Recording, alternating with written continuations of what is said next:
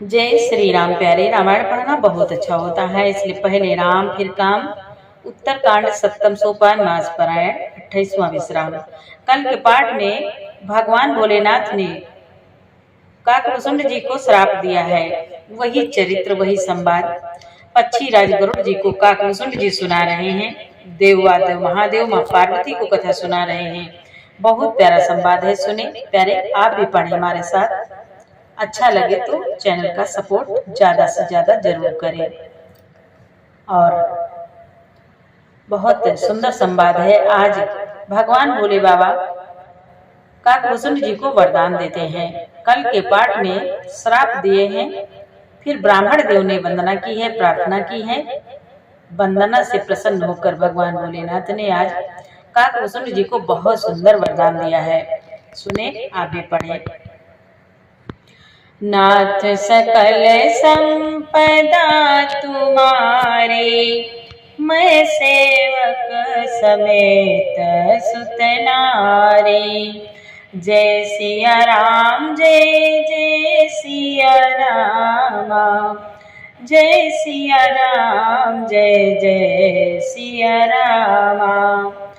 ब्राह्मण देव कहते हैं, हे प्रभु, यह अज्ञानी जीव आपकी माया के वश होकर निरंतर भूला करता है। हे कृपा के समुद्र भगवान, उस पर क्रोध न कीजिए।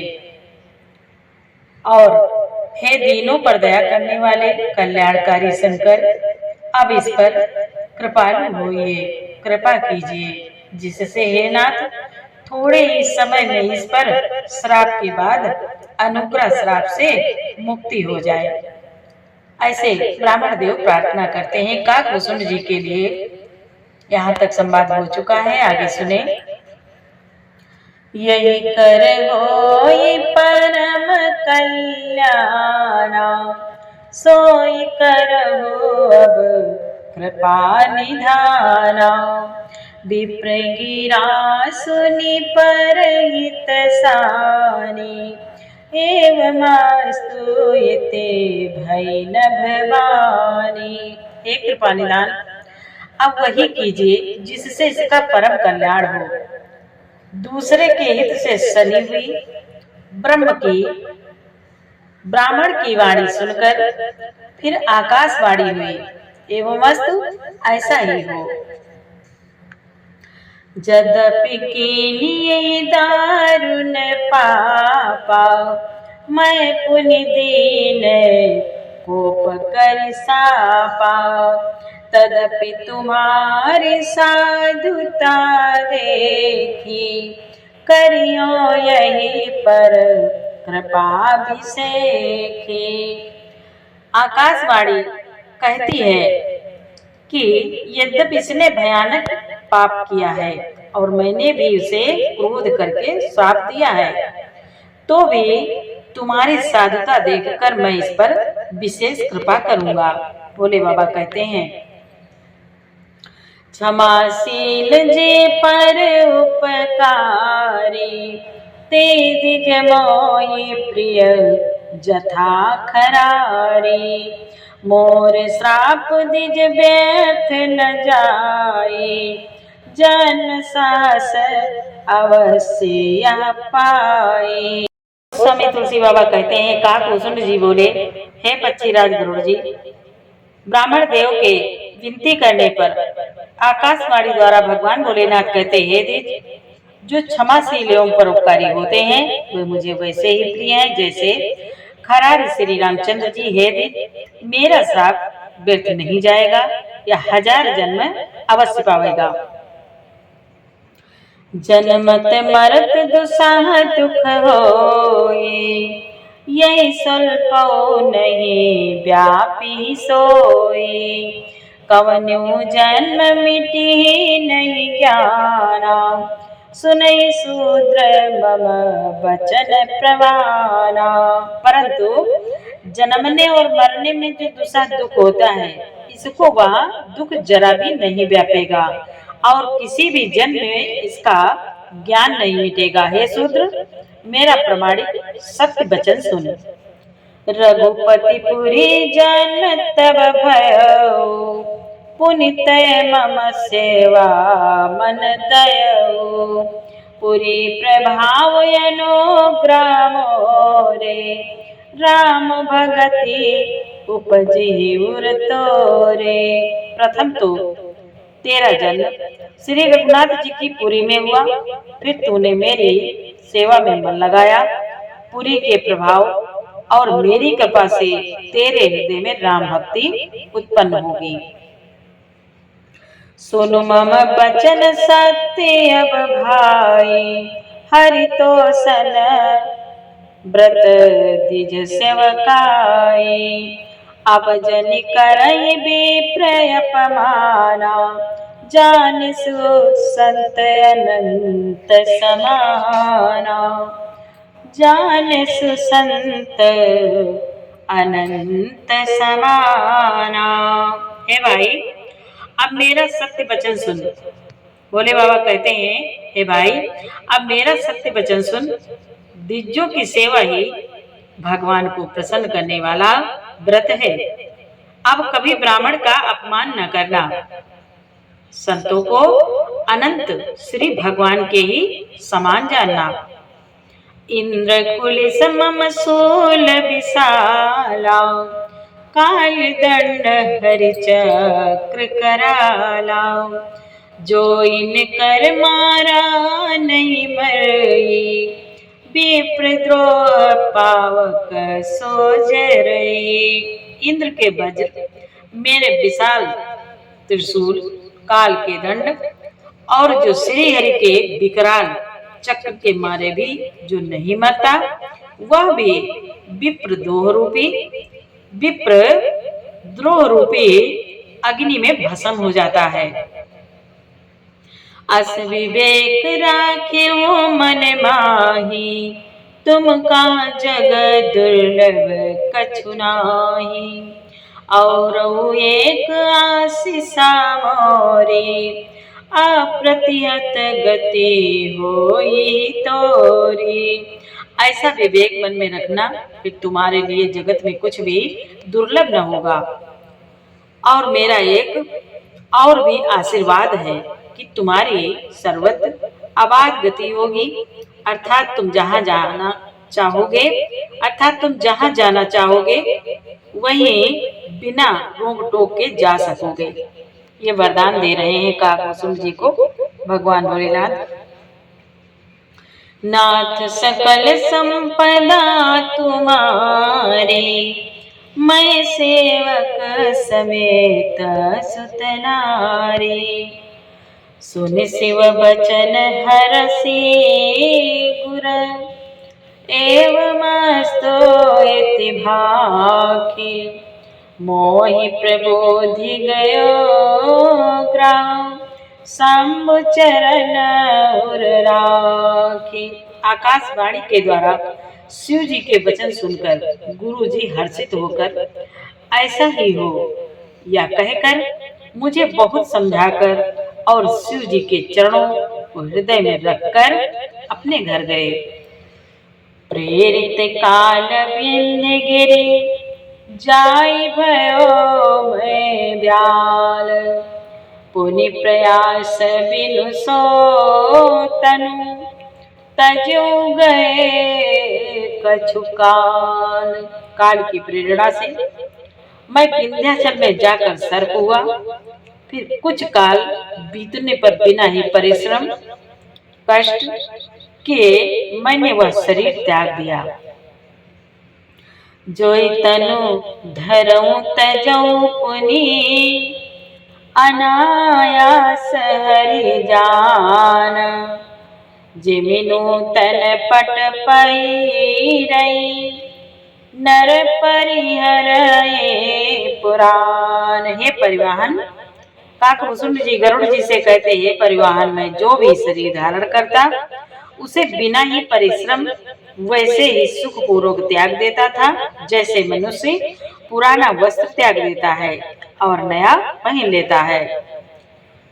शिव राखे श्रुति नीति अरु मैं नहीं पावा क्लेश यही विधि धर्यो विविधि तनु ज्ञान न गयो खगे। काकभूषण जी कहते हैं, गरुड़ जी, शिव जी ने वेद की मर्यादा की रक्षा की और मैंने क्लेश भी नहीं पाया। इस प्रकार हे पक्षीराज, मैंने बहुत से शरीर धारण किए पर मेरा ज्ञान नहीं गया। नाथ सकल संपदा तुम्हारी, मैं सेवक समेत सुत नारी। त्रिजग देव नर जोई तनु धरऊ, ताता राम भजन अनुसरऊ। एक सूल मोहि बिसर न काऊ, गुरु कर कोमल सील सुभाऊ। गुरु कर कोमल सील सुभाऊ। त्रियक योनि पशु पक्षी देवता या मनुष्य का जो भी शरीर धारण करता, वहां वहां उस शरीर में मैं श्री राम जी का भजन जारी रखता। इस प्रकार मैं सुखी हो गया, परंतु एक सूल मुझे बना रहा। गुरु जी का कोमल सुशील स्वभाव मुझे कभी नहीं भूलता, अर्थात मैंने ऐसे कोमल स्वभाव दयालु गुरु का अपमान किया। यह दुख मुझे सदा बना रहा। चरम देह दिज के मैं पाई, सुर दुर्लभ पुराण श्रुति गाई। खेलऊं तहु बाल कामिलाओ, करूं सकल रघुनायक लीला। मैंने अंतिम शरीर ब्राह्मण का पाया, जिसे पुराण और वेद देवताओं को भी दुर्लभ बताते हैं। मैं वहां ब्राह्मण शरीर में भी बालकों में मिलकर खेलता तो श्री रघुनाथ जी की ही सब लीलाएं किया करता था। प्रौढ़ भय मोहि पिता पढ़ावा, समझो गुनो समझो सुनो, गुनो नहीं भावा। मन ते सकल वासना भागी, केवल राम चरण लय लागी। सयाना होने पर पिताजी मुझे पढ़ाने लगे। मैं समझता, सुनता और विचारता, पर मुझे पढ़ना अच्छा नहीं लगता था। मेरे मन से सारी वासनाएं भाग गई, केवल श्री राम जी के चरणों में लौ लग गई। कहो खगेश से कवन अभागी, खरी सेवा सुर धेनु त्यागी। प्रेम मगन मोहि कछु न सुहाई, हार्यो पिता पढ़ाई पढ़ाई। काकभूषण जी कहते हैं, गरुड़ जी कहिए, ऐसा कौन भागा होगा जो कामधेनु को छोड़कर गधे की सेवा करेगा। प्रेम में मगन रहने के कारण मुझे कुछ भी नहीं सुहाता। पिताजी पढ़ा पढ़ा कर हार गए, संसारिक पढ़ाई में उनका मन नहीं लगता। भय काल बस जब पितु माता, मैं बन गयो भजन जन त्राता। जहाँ जहाँ विपिन मुनीश्वर पाओ, आश्रम जाए जाए सिरुनाओ। जब पिता माता कालवश हो गए, मर गए, तब मैं भक्तों की रक्षा करने वाले श्री राम जी का भजन करने के लिए वन में चला गया। वन में जहाँ जहाँ मुनीश्वरों के आश्रम पाता, वहाँ वहाँ जा जाकर उन्हें सिर नवाता। बूझो तिन्हि राम गुण गा, काई सुनो हर्षित खगना। सुनत फिरो हरि गुण अनुवादा, आव्यात गति शंभु प्रसादा। काकभूषण जी बोले, गरुड़ जी, उनसे मैं श्री राम जी के गुणों की कथाएं पूछता, वे कहते और मैं हर्षित होकर सुनता। इस प्रकार मैं सदा सर्वदा श्री हरि के गुणानुवाद सुनता फिरता। श्री शिव जी की कृपा से मेरी सर्वत्र अबाध गति थी, अर्थात मैं जहाँ जाना चाहता था वहां जा सकता था। गोस्वामी तुलसी बाबा कहते हैं, काकुसुम जी कह रहे हैं, छूटी त्रिविदेश नागाड़ी, एक लाल साउर अति बाड़ी, राम चरण बारिज जब देखो, तब निज जन्म सफल कर लेखो। मेरी तीनों प्रकार की, पुत्र की, धन की और मान की गहरी प्रबल वासनाएं छूट गई और हृदय में एक यही लालसा अत्यंत बढ़ गई कि जब श्री राम जी के चरण कमलों के दर्शन करूं तब अपना जन्म सफल हुआ मानो, सफल हुआ समझूं। जय पूछो सोई मुनि सकाई, ईश्वर सर्वभूत मैं आए, निर्गुण मत नहीं मोहि सोहाई, सगुण ब्रह्म रत्युर अधिकाई। जिनसे मैं पूछता वे ही मुनि ऐसा कहते कि ईश्वर सर्वभूतमय है या निर्गुण मत मुझे अच्छा नहीं लगता, सुहाता न था, और हृदय में सगुण ब्रह्म पर प्रीति बढ़ गई। प्रभु श्री रघुनाथ जी के दर्शन की लालसा बढ़ गई। नाथ सकल संपदा तुम्हारी, मैं सेवक समेत सुत नारी, गुरु के बचन सुरति करी, राम चरण मनु लाग, रघुपति जस गावत फिरऊं, छन छन नव अनुराग। गुरु जी के वचनों का सुमिरन करके मेरा मन श्री राम जी के चरणों में लग गया। मैं क्षण क्षण नया प्रेम प्राप्त करता हुआ श्री रघुनाथ जी का यश गाता फिरता। मेरु शिखर बट छाया, मुनि लोम से आसीन, देख चरण सिरुनायो, बचन कहो अति दीन। सुमेर पर्वत के शिखर पर बड़ की छाया में लोमस मुनि बैठे थे। उन्हें देखकर मैंने उनके चरणों में सिर नवाया और अत्यंत दीन वचन कहे। सुनि मम बचन विनीत मृदु, मुनि कृपाल खगराज, मोहि सादर पूछत भय, दिज आयो के काज। हे पक्षीराज, मेरे अत्यंत नम्र और कोमल वचन सुनकर कृपालु मुनि मुझसे आदर के साथ पूछने लगे, हे ब्राह्मण, आप किस कार्य के लिए यहाँ आए हैं?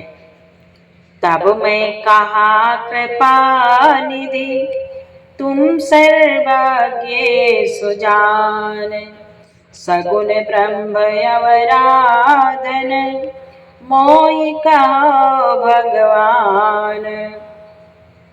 काकुसुम जी कहते हैं, पक्षीराज गरुड़ जी, तब मैंने कहा, हे कृपानिधि, आप सर्वज्ञ हैं और सुजान हैं। हे भगवान, मुझे सगुण ब्रह्म की आराधना की प्रक्रिया कहिए। जय सिया राम, जय जय सिया राम, जय सिया राम, जय जय सिया राम। अरे आगे का पाठ आपको कल सुनाएंगे। पूरा पाठ सुनने के लिए आपको बहुत बहुत धन्यवाद। जय जय श्री सीताराम।